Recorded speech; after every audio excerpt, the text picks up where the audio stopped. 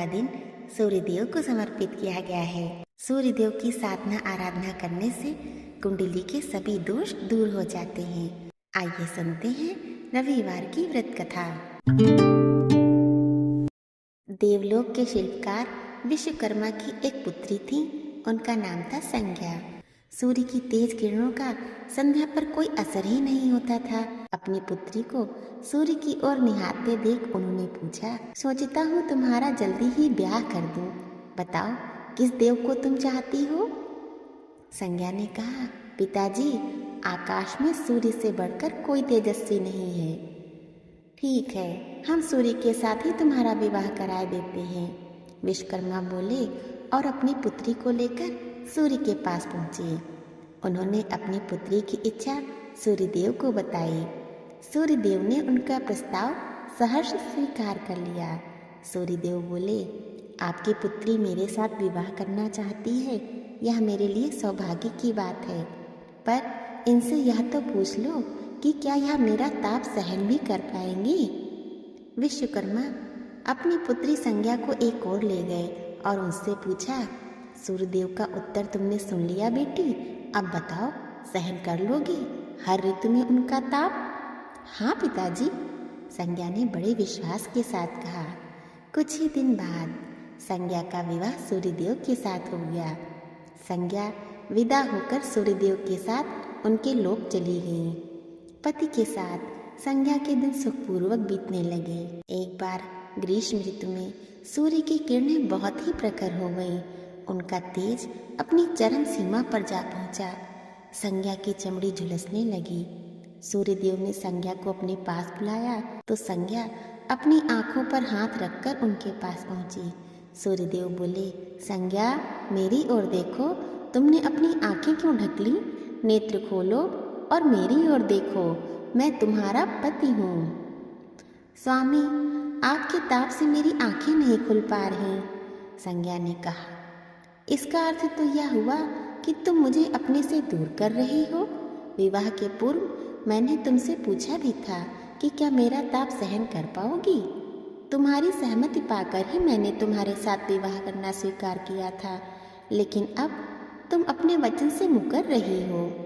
सूर्यदेव को क्रोध आने लगा था।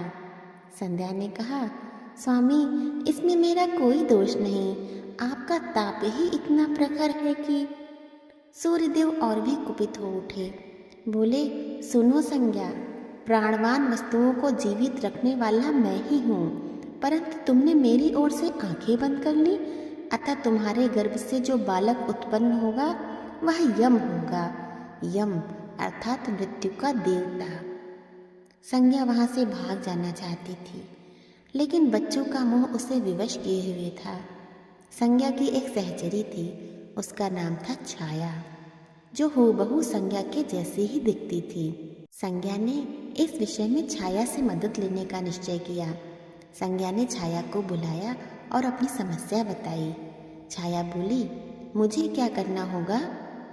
संज्ञा ने कहा, तुम संज्ञा बनकर मेरे पति के पास जाओ और उनकी पत्नी और मेरे बच्चों की माँ बनकर वहीं रहो। छाया ने पूछा, उन्होंने मुझसे पूछताछ की तो कहना मैं संज्ञा हूँ, भेद मत खोलना। यह सुनकर छाया बोली, यह सब मैं करूँगी, लेकिन मेरी एक शर्त है। सूर्यदेव कभी मुझ पर बिगड़े या श्राप देने लगे तो मैं सारा भेद खोल दूंगी। ठीक है, अब जाओ और मेरे बच्चों को संभालो, संज्ञा ने उसे आज्ञा दी।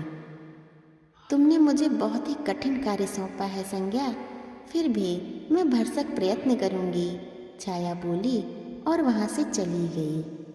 संज्ञा सोचने लगी, मैं मायके जाती हूँ, माँ और पिताजी मुझे देखकर प्रसन्न होंगे, मैं कुछ समय वहाँ रहूंगी, परंतु पिताजी कहेंगे स्त्री की शोभा पति के घर में रहने में ही है।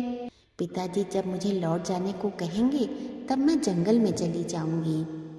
संज्ञा अपने मायके पहुंची।